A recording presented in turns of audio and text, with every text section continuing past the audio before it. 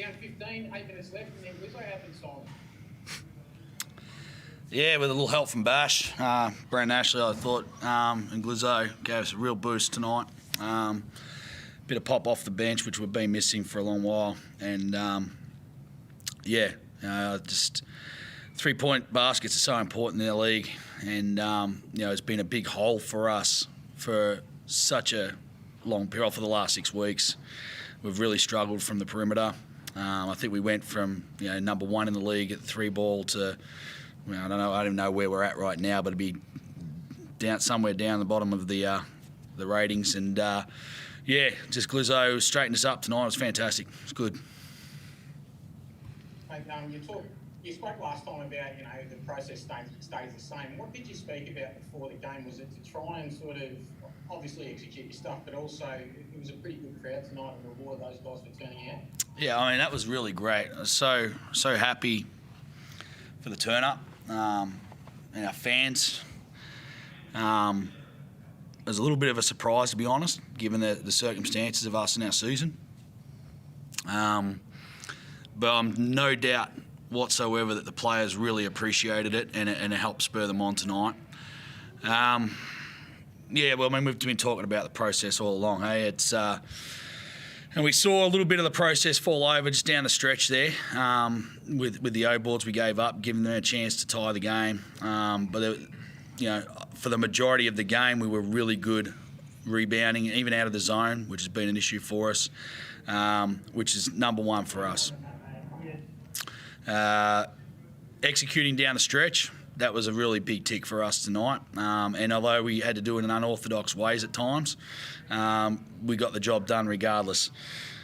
Still got to work on those turnovers and coming back off turnovers and not compounding the issue. I think there was one time there in the second quarter where we punted it 4 times in a row, and it wasn't pressure that got to us or from Adelaide. It was just us being careless with the ball, and that's been an issue for us. So there's a couple of areas still for us to work on for the Perth game.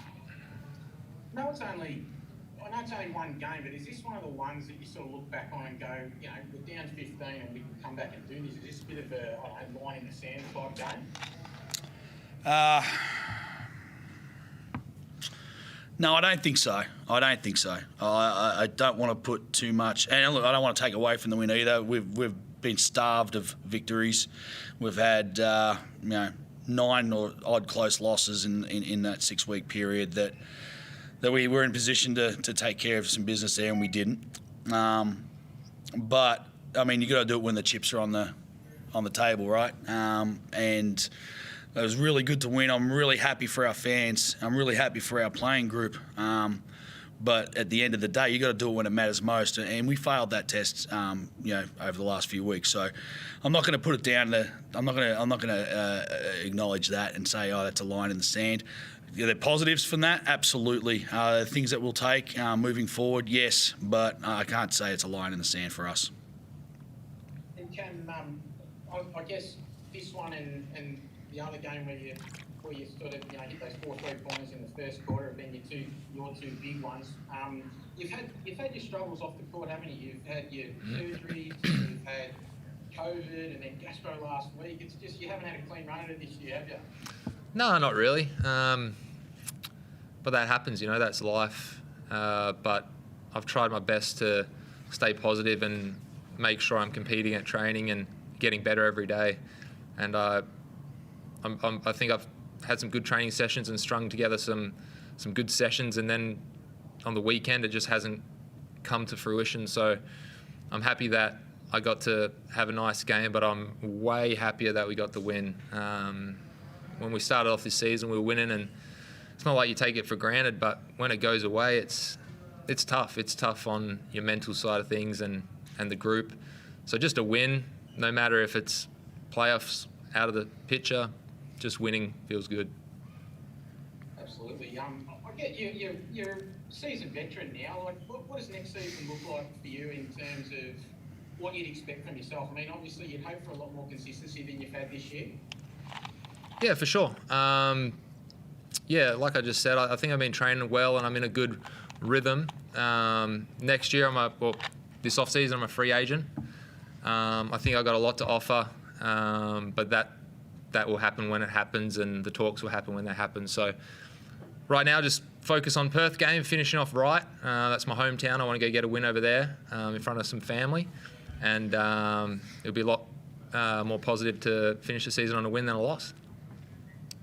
Simon, can you throw us forward to the Perth game and what the week looks like? What tomorrow looks like? We're going to travel tomorrow, get there and play on Sunday, mate. Hey, I wish you did the schedule. I'd take the week off. Yeah, look, it's they've been in a little bit of a similar boat to us.